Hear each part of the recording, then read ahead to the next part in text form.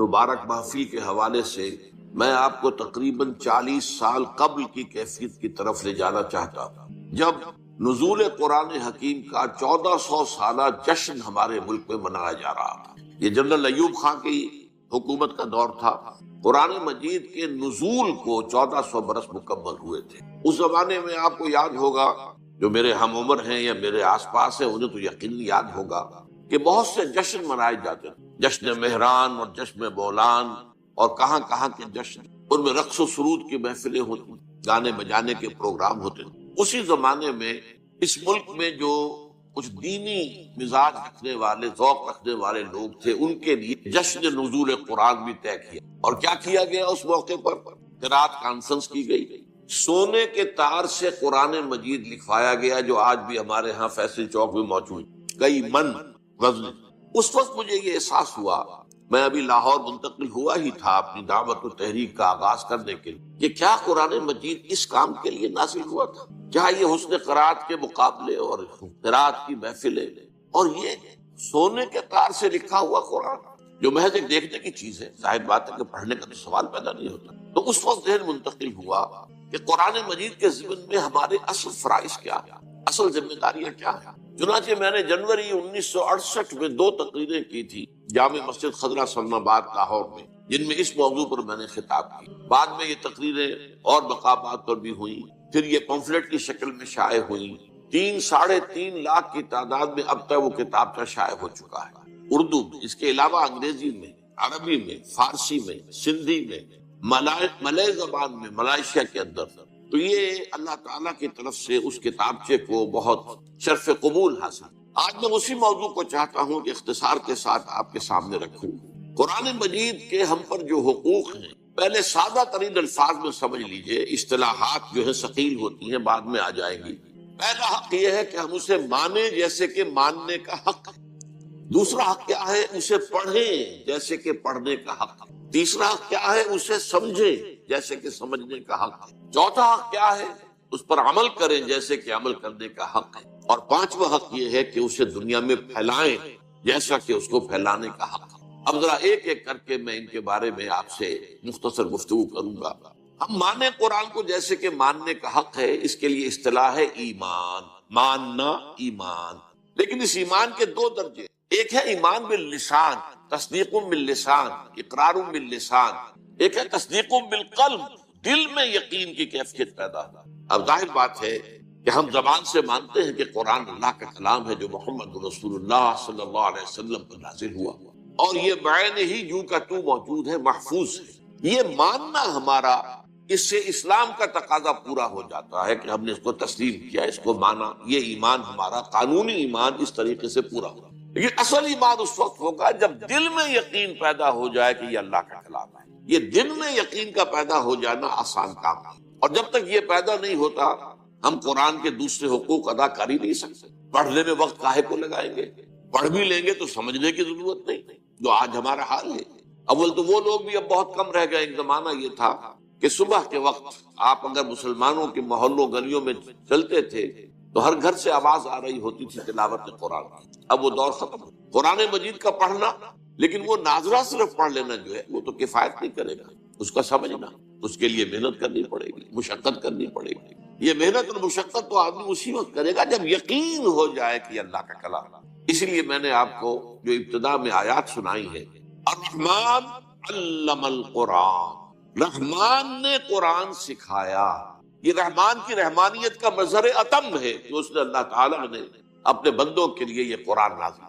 الرحمن علم القرآن خلق الانسان، انسان کو پیدا کیا، علمہ البیان، اسے بیان کی صلاحیت عطا کی۔ اب یہ 4 آیتیں ہیں، اس وقت میں ان کے بارے میں تفصیل سے کچھ عرض نہیں کر سکتا، صرف اس نقطے پر دوبارہ زور دوں گا کہ اللہ تعالیٰ کا جو اسم گرامی الرحمن ہے، جس میں کہ رحمت خداوندی کی ایسی شان سامنے آتی ہے کہ جیسے ٹھاٹھے مارتا ہوا سمندر، اس شان رحمانیت کا مظہر اتم قرآن حکیم۔ دوسری میں نے آپ کو 2 آیتیں سنائی سورہ یونس کی، یا ایھا الناس، اے لوگو، قد جاءتکم موعظۃ من ربکم وشفاء لما فی الصدور وہدی ورحمۃ للمؤمنین۔ دیکھو تمہارے پاس آ چکی ہے نصیحت، موعظت تمہارے رب کی طرف سے، اور جو تمہارے سینوں کے روگ ہیں ان کا علاج، ان کی شفا، اور ہدایت اور رحمت اہل ایمان کے حق میں۔ قل بفضل اللہ وبرحمت، اے نبی ان سے کہہ دیجئے کہ یہ اللہ کے فضل اور اس کی رحمت کا منظر ہے کہ یہ قرآن نازل۔ فبذلک فلیفرحوا، تو اس پر خوشیاں منائیں کہ اللہ نے اتنا بڑا کرم فرمایا، اپنا کلام ہمیں عطا کر دیا اور اس کی حفاظت کا ذمہ لے لیا۔ ہوا خیر مما یجمعون، یہ قرآن ان تمام چیزوں سے بہتر ہے جو لوگ جمع کرتے ہیں، مال جمع کرتے ہیں، دولت جمع کرتے ہیں، جائیداد بناتے ہیں، یا اور جو مختلف بھی ہماری اس وقت کی جو بھی دلچسپیاں ہیں جس پہ ہم لگے ہوئے ہیں، ہم عطل لگے ہوئے ہیں، دن رات لگے ہوئے ہیں۔ اگر ہم جان لیں اس قرآن کی عظمت کیا ہے تو ہمیں معلوم ہوگا کہ یہ سب سے زیادہ قیمتی شے ہے، آسمان کے نیچے زمین کے اوپر اس سے زیادہ قیمتی شے اور کوئی نہیں ہے۔ ہوا خیر مما یجمعون، جو کچھ یہ جمع کرتے ہیں ان سے کہیں بہتر، کہیں وقی، کہیں قیمتی شے یہ قرآن۔ لیکن یہ کیفیت ہمارے اندر کب پیدا ہوگی؟ جبکہ ہمیں یقین ہو جائے۔ اور میں آپ کو دعوت دوں گا ایک سیلف سینسر جسے ہم کہتے ہیں، سیلف کریٹیسزم جسے کہتے ہیں، ہم اپنے اپنے گریبانوں میں جھانک کر دیکھیں کیا واقعی ہمیں یقین ہے؟ اگر یقین ہے تو پھر اس کے ساتھ ہمارا طرز عمل کیا ہے؟ کیا ہمیں پڑھتے ہیں اسے جیسے کہ پڑھنے کا حق ہے؟ کیا سمجھتے ہیں جیسے کہ سمجھنے کا حق ہے؟ کیا اس پر عمل کرتے ہیں جیسے کہ عمل کرنے کا حق ہے؟ کیا اسے پھیلا رہے ہیں دنیا میں جیسے کہ پھیلانے کا حق ہے؟ اور اگر ہم یہ نہیں کر رہے تو اس کا صاف مطلب یہ ہے کہ ہم زبان سے تو کہہ رہے ہیں، اقرار باللسان تو اللہ کا شکر ہے کہ ہمیں حاصل ہے اور اسی کی بنیاد پر ہم مسلمان ہیں، لیکن یقین قلبی کی نعمت سے ہم محروم۔ تو میں اس وقت دعا ہی کر سکتا ہوں کہ ہمیں اللہ تعالیٰ قرآن مجید کے منزل من اللہ کلام ہونے پر یقین عطا فرمائے، اس لیے کہ بعد کے جو حقوق ہیں وہ سب اسی کے اوپر جو ہے ان کا دار و مدار ہے۔ اب آئیے نمبر 2، اسے پڑھیں جیسے کہ پڑھنے کا حق ہے۔ قرآن مجید کے پڑھنے کے ضمن میں پہلی بات یہ کہ اس کی تجوید صحیح ہونی چاہیے، مخارج صحیح ہو، ہمیں معلوم ہو قاف اور کاف میں کیا فرق ہے، عین اور حمزہ میں کیا فرق ہے، ہا اور ہا چھوٹی ہے ان میں کیا فرق ہے۔ تو قرآن مجید کو تجوید کے ساتھ پڑھنا، تجوید کے ساتھ اس کی تلاوت کرنا یہ ضروری۔ پھر یہ ہے کہ اسے اپنا روزانہ کا معمول بنانا۔ چنانچہ ہمارے صحابہ کرام رضوان اللہ تعالی علیہم اجمعین کا تو معاملہ یہاں تک تھا کہ بہت سے صحابہ ہر ہفتے ایک مرتبہ قرآن ختم، ان میں سر فہرست حضرت عثمان بن عفان رضی اللہ تعالی عنہ، ہر ہفتے قرآن مجید ختم کرنا یہ ان کے معمولات میں شامل۔ یہی وجہ ہے کہ قرآن مجید کی آپ 7 منزلیں آپ دیکھتے ہیں۔ یہ 7 منزلیں کیوں تھی؟ یہ 7 منزلیں اسی اعتبار سے کہ ایک منزل روزانہ کی تلاوت کر کے ہر ہفتے میں قرآن مجید ختم کر۔ وہ تو بعد میں جب ہمارے اندر زوال پیدا ہو گیا اور وہ ذوق یقین میں کمی آ گئی تو اس کے بعد یہ ہوا ہے کہ پھر ہر مہینے ایک مرتبہ ختم کرنے کے لیے 30 پاروں میں تقسیم کی۔ لیکن یہ 30 پاروں کا وجود دور صحابہ میں نہیں تھا، یہ بعد کی پیداوار۔ دور صحابہ جو صورتیں ہیں وہ تھی، اور صورتیں جو ہے وہ منزلوں میں وہ منقسم تھی۔ تو یہ 7 منزلیں اس لیے تھی کہ روزانہ ایک منزل کی تلاوت کر کے ہر ہفتے میں قرآن ختم۔ اسی کا ایک حق یہ بھی ہے کہ اس قرآن مجید کے پڑھنے کا بہترین وقت رات کی نماز ہے، تہجد کی نماز۔ یا ایھا المزمل قم اللیل الا قلیلا نصفہ او انقص منہ قلیلا او زد علیہ ورتل القرآن ترتیلا۔ اب ظاہر بات ہے کہ اس کے لیے لازم ہے کہ کچھ نہ کچھ قرآن یاد کریں۔ قرآن مجید کا یاد کرنا تو ایک تو حفظ یہ ہے، ایک حصہ یہ ہے کہ ہم میں سے ہر ایک کو کچھ نہ کچھ قرآن یاد ہونا چاہیے اور سمجھنا چاہیے کہ جتنا قرآن مجھے یاد ہے وہی میری اصل دولت ہے۔ اور یہ قرآن پھر اللہ تعالیٰ توفیق دے تو رات کو تہجد کی نماز میں کھڑے ہو کر ترتیل کے انداز میں ٹھہر کر پڑھا جائے۔ تو یہ ہے قرآن مجید کے پڑھنے کا معاملہ کہ اسے پڑھا جائے جیسا کہ پڑھنے کا حق۔ تیسری بات آئیے اس کو سمجھا جائے جیسے کہ سمجھنے کا حق۔ اس کے 2 رتبے مرحلے جو بھی آپ کہیں، پہلا ہے جس کو قرآن کہتا ہے تذکر بالقرآن، قرآن سے نصیحت اخذ کر لے، قرآن جو ہدایت دیتا ہے وہ حاصل کر۔ اس کے لیے قرآن مجید میں سورہ قمر میں 4 مرتبہ فرمایا گیا وَلَقَدْ يَسَّرْنَا الْقُرْآنَ لِلذِّكْرِ فَهَلْ مِن مُدَّكِرٍ۔ یہ نصیحت اخذ کرنے کے لیے، ہدایت اخذ کرنے کے لیے ہم نے قرآن کو آسان بنایا ہے۔ تو ہے کوئی تم میں سے کہ جو اس سے ذکر حاصل کرنا چاہے؟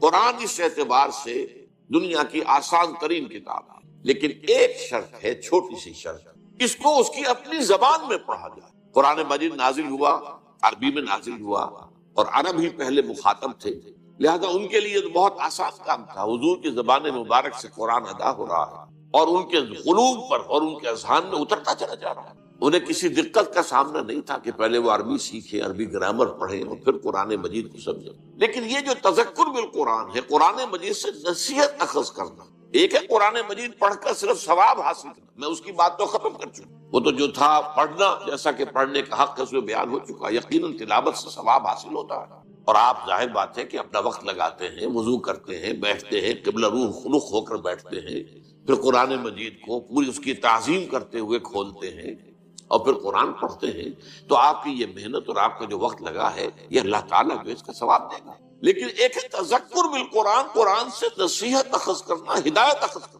وہ صرف پڑھنے سے تو حاصل نہیں ہو جب تک کہ آپ اسے سمجھیں گے، اور اس کی پہلی منزل یہ ہے کہ آپ اتنی عربی ضرور سیکھ لیں کہ آپ قرآن مجید کو تواتر کے ساتھ پڑھتے چلے جائیں اور اس کا ذکر، اس کی ہدایت آپ کے دل اور دماغ میں اترتی جائے۔ اس کے بغیر تذکر حاصل، ثواب حاصل ہو جائے گا، میں پھر عرض کر رہا ہوں، کہیں میری بات کو آپ غلط سمجھیں۔ کچھ لوگ ہیں جو کہتے ہیں کہ بغیر سمجھے پڑھنے سے کوئی ثواب بھی نہیں ہوتا، نہیں، میں اس کا قائل نہیں، اس کے پڑھنے سے، اس کی تلاوت، محض تلاوت سے بھی ثواب حاصل ہوتا ہے، اگرچہ اس میں ایک نکتہ ہے وہ میں بعد میں عرض کروں گا، لیکن یہ ہے کہ اگر آپ کو اس سے کچھ اخذ کرنی، ہدایت اخذ کرنی ہے، نصیحت اخذ کرنی ہے، تو میرے نزدیک میری بات غور سے سن لیجئے، ہر پڑھے لکھے مسلمان کا فرض ہے کہ وہ اتنی عربی سیکھے کہ قرآن مجید کو اپنی آنکھ سے پڑھ سکے۔ ترجمے سے پڑھنے میں وہ تاثیر نہیں، آپ جو ہے ترجمے سے اگر پڑھیں گے تو گویا کہ آپ مترجم کی آنکھ سے پڑھ رہے ہیں، یہ تو اپنی آنکھ سے پڑھنا تو تبھی ہوگا جبکہ آپ عربی زبان سے واقف ہیں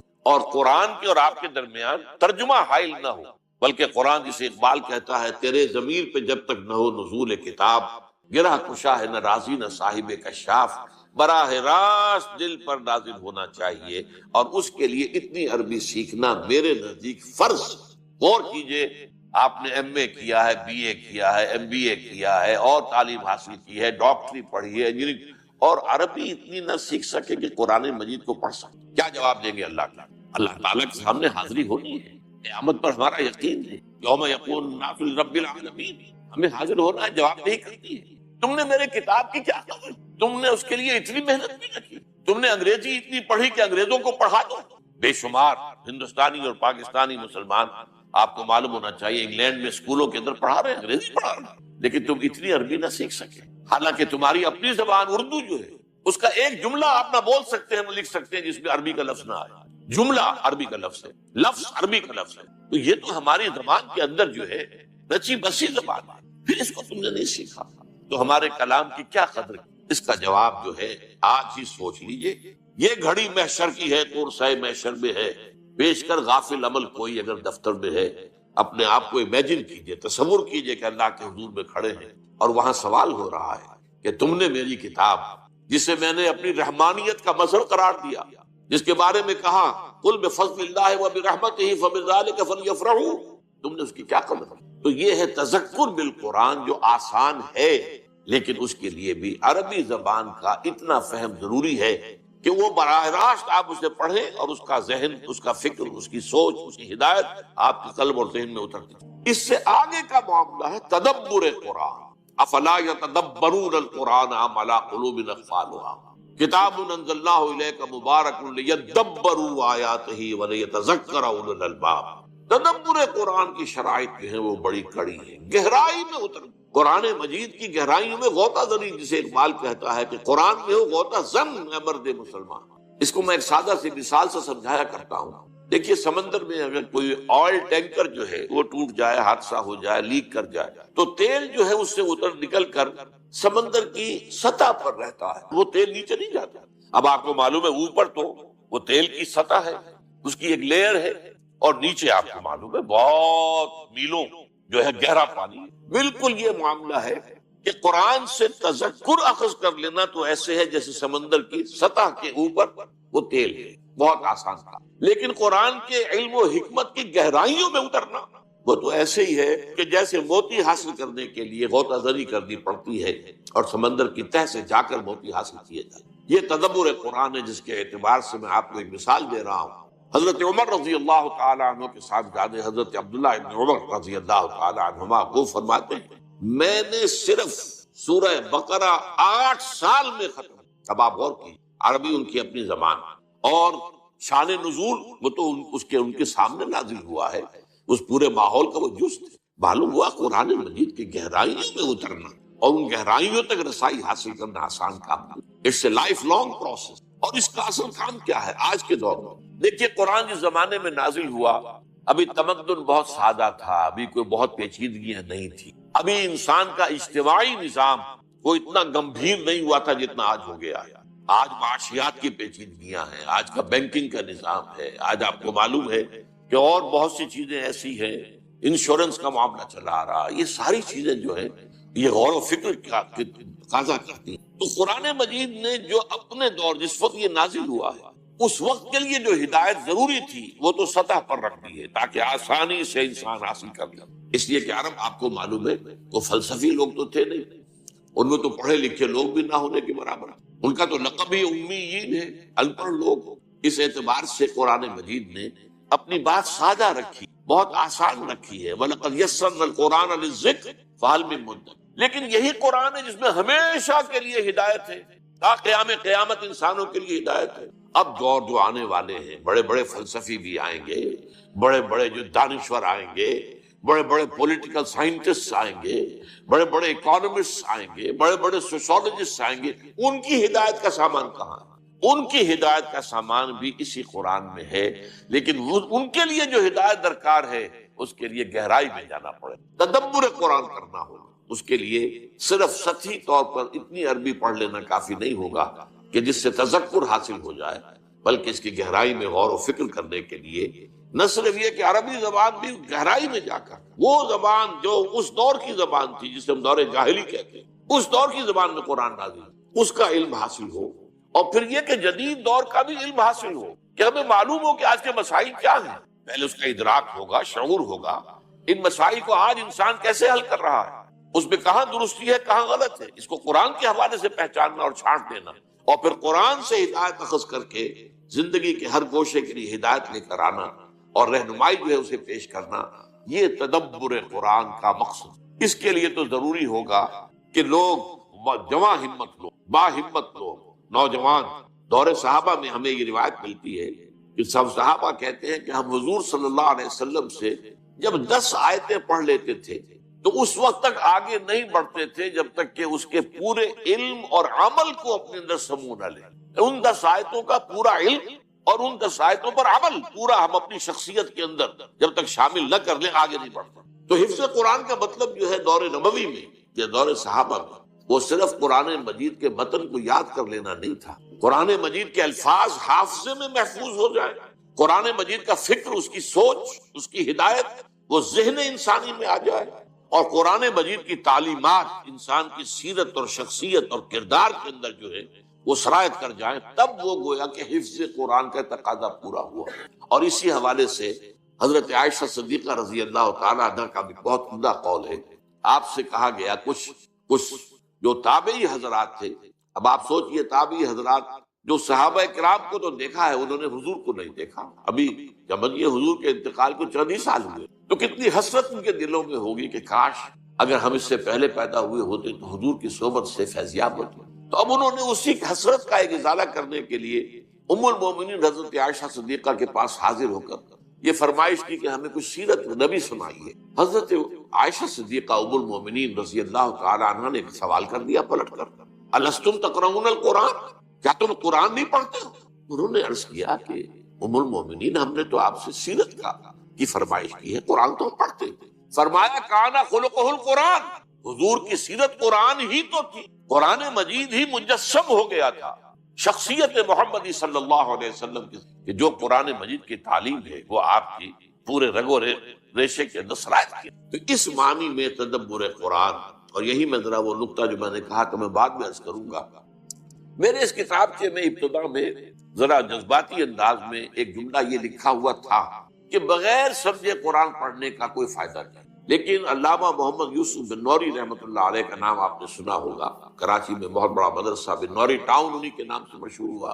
یہ سن 70 کی بات ہے، 1970. آپ سمجھیے کہ 38 برس 37 برس پہلے کی بات سنا رہا ہوں. تو میں نے پورا رمضان مبارک جو ہے مسجد نبوی میں گزارا تھا، اور آخری عشرے میں مولانا بن نوری رحمۃ اللہ علیہ بھی وہاں تشریف لے آئے، وہاں پر وہ اعتکاف کی۔ میں نے یہ کتاب کیا ان کی خدمت میں پیش کیا، یہ چھپ چکا تھا اس وقت۔ میں نے کہا میں اسے بڑی تعداد میں شائع کرنا چاہتا ہوں، ذرا ایک نظر آپ دیکھ لیں کہ اس میں کوئی غلطی ہو تو آپ مجھے نشاندہی فرما دیں، میں درست کروں۔ انہوں نے حالت اعتکاف میں وہ کتابچہ پڑھا، اور پھر اس کے بعد انہوں نے کہا کہ اس میں مجھے کوئی شے غلط نظر نہیں آئی، سوائے ایک جگہ میں نے اصلاح کر دی۔ اب وہ اصلاح کیا تھی ذرا سوچیے، یہ بڑے لوگوں کی بڑی باتیں۔ میں نے جہاں یہ لکھا تھا کہ جو شخص پڑھا لکھا ہونے کے باوجود، ایک تو وہ ہے وہ جاہل ہے بیچارہ، وہ کسان ہے، وہ دیہاتی ہے، کچھ پڑھائی نہیں ہے، پھر یہ کہ اب وہ اس عمر کو پہنچ گیا ہے کہ پڑھنا لکھنا سیکھ نہیں سکتا، اس کا معاملہ تو اور ہے، وہ بغیر سمجھے قرآن پڑھے تو ثواب ملے گا۔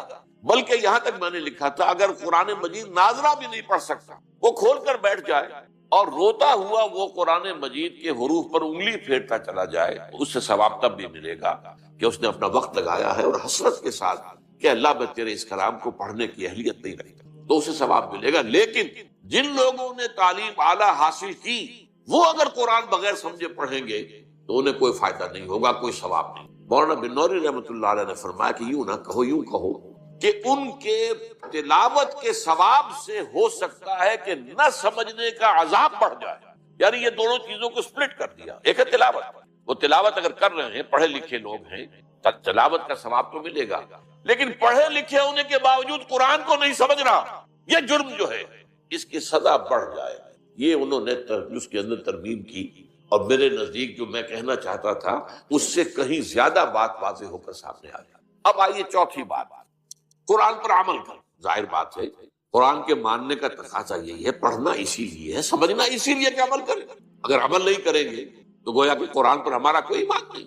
حضور کی حدیث سنا دیتا ہوں آپ کو، ما آمن بالقرآن من استحل محارمہ، جس شخص نے قرآن کی حرام کردہ کسی شے کو اپنے لیے حلال ٹھہرا لیا، اس کا قرآن پر کوئی ایمان نہیں۔ بالکل واضح بات ہے، منطقی بات ہے، دو اور دو چار کی طرح کی بات ہے۔ قرآن کو اللہ کا کلام مانتے ہو اور پھر اس کے حکم پر نہیں چلتے، یا یہ کہ ایک اور شکل بھی ہے، اس کے بعد احکام کو مانتے ہو، بعض کو نہیں مانتے۔ نمازیں تو پڑھتے ہو اور تم حج بھی کراتے ہو، عمرے بھی کراتے ہو، سودی کاروبار نہیں چھوڑتے۔ یہ تمہارا طرز عمل جو ہے، اس کو سورہ بقرہ میں فرمایا گیا، افتؤمنون ببعض الکتاب وتکفرون ببعض۔ نماز کا حکم بھی ہماری کتاب کا، ہمارے قرآن کا ہے، اور سود کی حرمت جو ہے وہ بھی ہماری کتاب میں، ہمارے قرآن میں آئی ہے۔ تو کیا تم ایک حصے کو مانتے اور ایک کو نہیں مانتے؟ فما جزاء من يفعل ذلك منكم الا خزي في الحياة الدنيا ويوم القيامة يردون الى اشد العذاب وما الله بغافل عما تعملون۔ اس آیت کا ترجمہ کرتے ہوئے لرزہ طاری ہوتا ہے۔ تو جو کوئی بھی تم میں سے یہ حرکت کرے گا کہ ایک حصے کو مانا ایک کو نہیں مانا، ایک پر عمل ہے اور ایک کو پاؤں تلے رونگ دیا ہے، اس کی اس کے سوا کوئی سزا نہیں ہے کہ دنیا میں ذلیل و خوار کر دیے جائے اور قیامت کے دن شدید ترین عذاب میں ہوں گے۔ نوٹ کیجیے، اشد العذاب، اشد کا لفظ اردو میں بھی آپ بولتے ہیں، اشد، شدید ترین، اشد العذاب، وما اللہ بغافل عما تعملون، اور جو کچھ تم کر رہے ہو اللہ اس سے غافل نہیں۔ اس عمل بالقرآن کے بھی دو پہلو، اس کے لیے میں اصل میں آپ کو ان اصطلاحات قرآن سے ذرا مانوس کر دینا چاہتا ہوں۔ حکم بالقرآن اور اقامت ما انزل من اللہ، یہ دو اصطلاحات ہیں۔ حکم بالقرآن، قرآن کے ذریعے سے فیصلہ کرنا، کیا صحیح ہے کیا غلط ہے، قرآن کے حوالے سے اپنی جو رائے بنانی ہو قرآن کے ذریعے سے بنانا۔ اس کے لیے سورہ مائدہ میں ایک ہی رکوع میں 3 فتوے اللہ کے آئے ہیں، ذرا نوٹ کر لیجیے۔ وَمَن لَّمْ يَحْكُم بِمَا أَنزَلَ اللَّهُ فَأُولَٰئِكَ هُمُ الْكَافِرُونَ وَمَن لَّمْ يَحْكُم بِمَا أَنزَلَ اللَّهُ فَأُولَٰئِكَ هُمُ الظَّالِمُونَ وَمَن لَّمْ يَحْكُم بِمَا أَنزَلَ اللَّهُ فَأُولَٰئِكَ هُمُ الْفَاسِقُونَ۔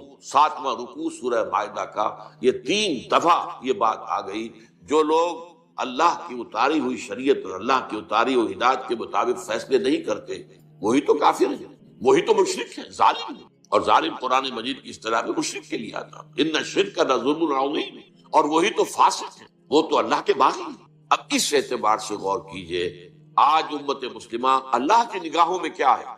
ابھی میں نے جو آیت آپ کو سنائی تھی سورہ بقرہ کی کہ ہم دنیا میں ذلیل و خوار کر دیتے، تو آج دنیا میں ذلیل و خوار ہم ہیں کہ نہیں؟ آج کیا ہے؟ آج عزت ہمارے پاس ہے یا امریکہ کے پاس ہے؟ آج کس کا غلغلہ ہے؟ کس کے پاس طاقت؟ ہم تو آپ کو معلوم ہے دنیا کے اندر جو اس وقت وہ سمجھے جاتے ہیں کہ بہت ہی کمزور قوم، بہت ہی ذلیل قوم، جو لوگ جو ہے اپنے معاملات درست نہیں چلا سکتے۔ اور آج ہمارا حال کیا ہے؟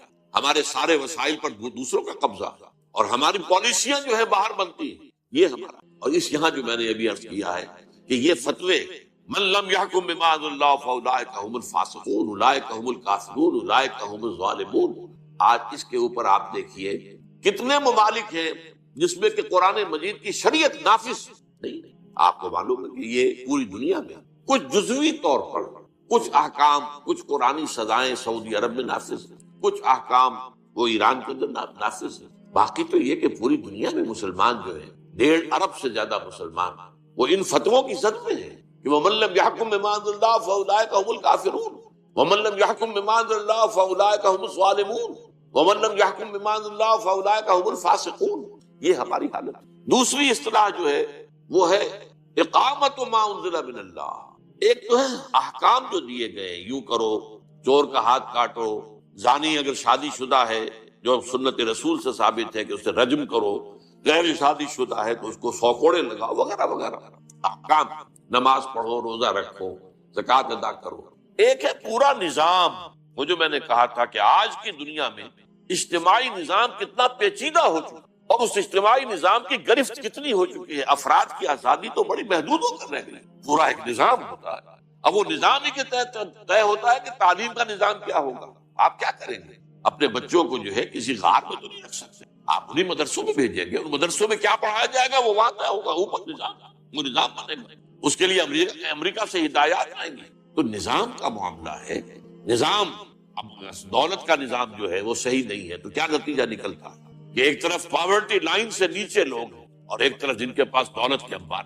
یہ ساری تفریق جو ہے کیوں ہو رہی ہے؟ کہ وہ نظام عدل جو اللہ نے دیا تھا، جو اس کے رسول نے قائم کیا تھا صلی اللہ علیہ وسلم، جو دور خلافت راشدہ میں قائم رہا تھا، وہ نظام ہم نے قائم نہیں کیا۔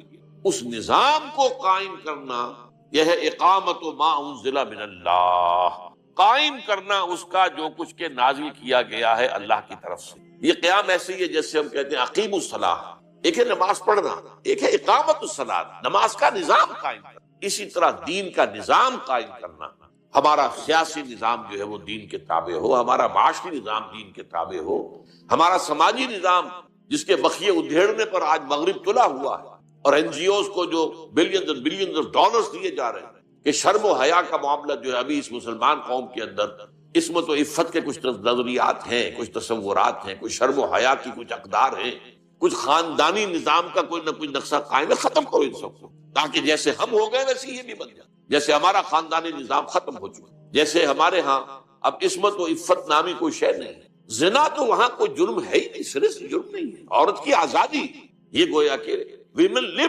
عورت کو آزادی ہونی چاہیے کہ وہ اپنا جسم بیچے، آپ کے راستے میں رکاوٹ ڈالنے والا۔ اور یہ معاملہ طے ہو چکا ہے United nations assembly, Beijing +5 conference جو ہوئی تھی نیو یارک میں، جو جنرل اسمبلی تھی یونائٹڈ نیشنز کی، اس کے تحت طے کیا گیا ہے۔ تو بہرحال یہ صورتحال میں آپ کو بتا رہا تھا، اس نظام کو قائم کرنا، اس کے لیے وہ جو سورہ فتح کی آخری آیات، هو الذی ارسل رسولہ بالہدی ودین الحق لیظہرہ علی الدین کلہ، وہی اللہ جس نے بھیجا ہے اپنے رسول کو صلی اللہ علیہ وسلم، الہدا قرآن، ودین حق، اور وہ نظام اجتماعی جو حق پر مبنی ہے، عدل پر مبنی، تاکہ اسے غالب کرے پورے کے پورے نظام پر۔ چنانچہ سیرت النبی کا یہی تو حاصل ہے۔ 23 برس کی محنت و مشقت کا نتیجہ کیا تھا، اور کون سی تکلیف آپ نے نہیں جھیلی، آپ غور کیجیے۔ آپ کے ساتھ کیسی کیسی سختیاں پیش آئی، آپ کے صحابہ نے کیسی کیسی سختیاں اٹھائی، کس لیے؟ تاکہ اللہ کے دین کے نظام کو قائم کریں، ان اقیموا الدین ولا تتفرقوا فیہ۔ اور بالآخر وہ وقت آیا، سینکڑوں صحابہ کو جام شہادت نوش کرنا پڑا ہے، حضور جو ہے زخمی ہوئے ہیں، حضور کا خون آپ کو معلوم ہے 2 دفعہ زمین میں جذب ہوا ہے، طائف کی گلیوں میں بھی جذب ہوا ہے، اور وادی احد کے اندر بھی آپ کا خون جذب ہوا، پھر کہیں جا کر وہ نظام قائم ہے۔ اس نظام کے بارے میں قرآن مجید میں اہل کتاب سے خطاب کر کے کہا گیا ہے، قل یا اہل الکتاب، اے نبی کہہ دیجئے ان اہل کتاب سے، لستم علی شیء حتی تقیموا التوراۃ والانجیل وما انزل الیکم من ربکم، تمہاری کوئی حیثیت ہماری نگاہوں میں نہیں ہے، تم اپنی جگہ سمجھتے ہو کہ we are the chosen people of the Lord, ہم تو اللہ کے لاڈلے ہیں، اللہ کے بڑے بہت ہی چہیتے ہیں، لیکن اللہ کی نگاہ میں تمہاری کوئی وقت کوئی حیثیت نہیں۔ لستم علی شیء حتی تقیموا التوراۃ والانجیل وما انزل الیکم من ربکم، جب تک کہ تم قائم نہیں کرتے تورات اور انجیل کو، جس کو تم مانتے ہو کہ اللہ کا کلام، اس کو تو قائم کرو۔ اگر اس کو بھی قائم نہیں کرتے تو اس کا مطلب یہ ہے کہ تمہارا اس پر ایمان نہیں ہے، تو تمہاری کوئی حیثیت ہماری نگاہ میں نہیں۔ آج اسی آیت کو ہم ذرا لفظ بدل کر سمجھے، یا اہل القرآن لستم علی شیء حتی تقیموا القرآن وما انزل الیکم من ربکم، اے قرآن کے ماننے والوں، قرآن کے دعوے داروں، قرآن پر یقین رکھنے والوں، قرآن کی محفلیں منعقد کرنے والوں اور قرآن کی قرأت کے لیے کے مقابلے منعقد کرنے والوں، تمہاری کوئی حیثیت نہیں، کوئی تمہاری ہماری نگاہ میں وقت نہیں جب تک کہ تم قرآن کو قائم نہیں کرو۔ قرآن کے نظام کو دنیا میں قائم کرنا، وہ نظام سیاسی ہو، وہ نظام معاشی ہو، وہ نظام معاشرتی ہو، جیسا کہ حضور نے اور محمد الرسول اللہ والذین معہ، اسی آیت میں آگے آپ کو معلوم ہے اگلی آیت یہی تو ہے، اللہ کے رسول محمد اور وہ جو آپ کے ساتھی تھے، ایمان لائے تھے، ان کی جو خون چکاں جد و جہد تھی، جاں گسل محنت اور مشقت تھی، یہ جو بھی کچھ 23 برس کے اندر حضور نے سختیاں جھیلی اور صحابہ نے، اس کے نتیجے میں جاء الحق وزهق الباطل ان الباطل كان زهوقا، اس کے بعد نتیجہ نکل آیا، حق آ گیا، حق قائم ہو گیا، حق نافذ ہو گیا، اللہ کا دین، اللہ کی پوری شریعت نافذ ہو گئی۔ یہ نہیں کہ کچھ احکام نافذ ہو گئے اور کچھ چھوڑ دیے گئے، ٹوٹل لستم علی شیء حتی تقیموا التوراۃ والانجیل وما انزل الیکم من ربکم۔ تو یہ ہے قرآن پر عمل کے دو در، ایک ہے حکم بالقرآن، قرآن ہی کے ذریعے سے فیصلے کرنا، قرآن ہی کے ذریعے سے اپنی آراء بنانا، ایک ہے اقامت ما انزل من اللہ، جو قرآن تم پر نازل کیا گیا ہے اس کو قائم کرو، اس کا نظام برپا کرو۔ اب دیکھیے آخری چیز رہ گئی، اس قرآن کو پھیلاؤ، اس کو عام کرو۔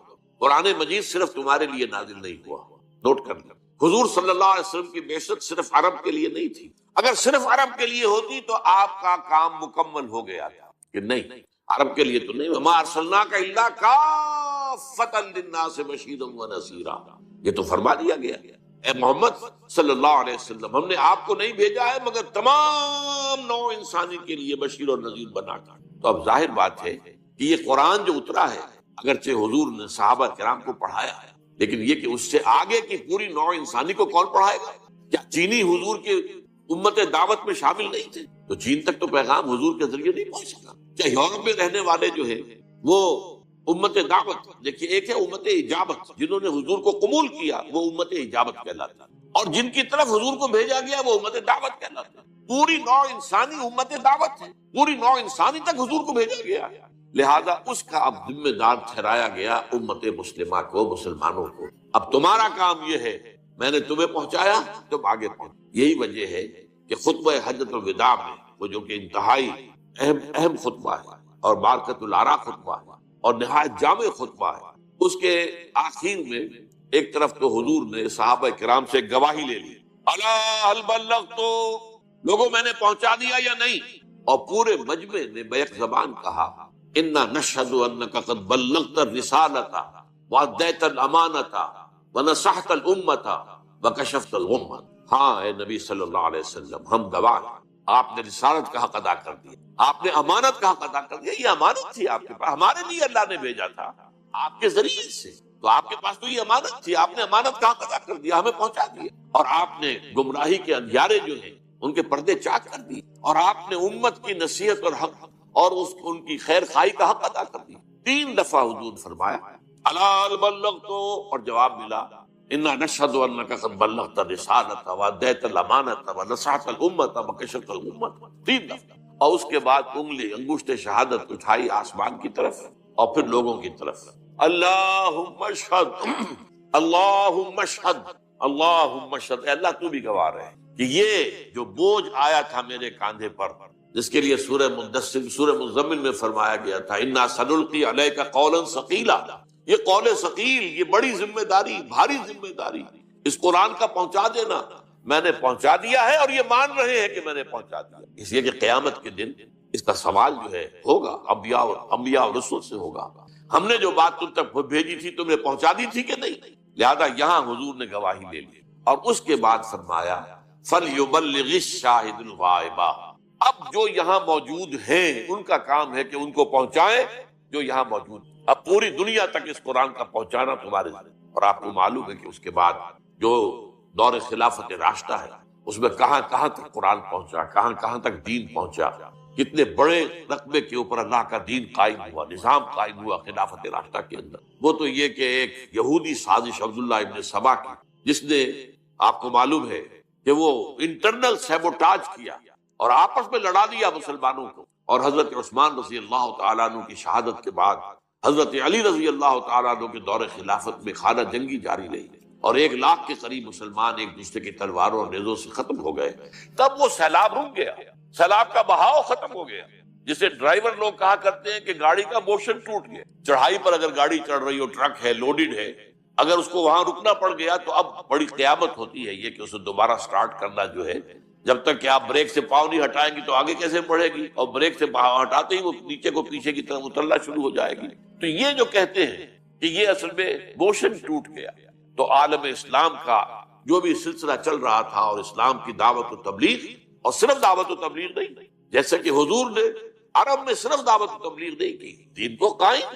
اسی طرح اس سیلاب میں صرف دعوت و تبلیغ نہیں تھی بلکہ دین کو قائم کرنا بھی تھا. نظام اللہ کا قائم ہوا. اب اس کے لیے محنت کرنا، جد و جہد کرنا، اس کے لیے آدمی پہلے قرآن سیکھے، سمجھے. اسی لیے اس کے لیے فرمایا، حضرت عثمان رضی اللہ تعالی عنہ سے روایت ہے، اور یہ بخاری شریف کی روایت ہے، جو آپ کو معلوم ہے کہ جو احادیث کے مجموعے ہیں ان میں سے ٹاپ کا مجموعہ جو ہے صحیح بخاری ہے. حضرت عثمان رضی اللہ تعالی عنہ فرماتے ہیں کہ حضور نے ارشاد فرمایا، خیرکم من تعلم القرآن وعلمہ. لوگوں جان لو، تم میں سے بہترین لوگ وہ ہیں جو قرآن سیکھیں اور سکھائیں، قرآن پڑھیں اور پڑھائیں. یہاں تک فرمایا گیا ہے کہ بلغوا عنی ولو آیۃ، پہنچاؤ میری جانب سے اور مائی بہاف، کیونکہ میں پوری نوع انسانی کے لیے بھیجا گیا ہوں.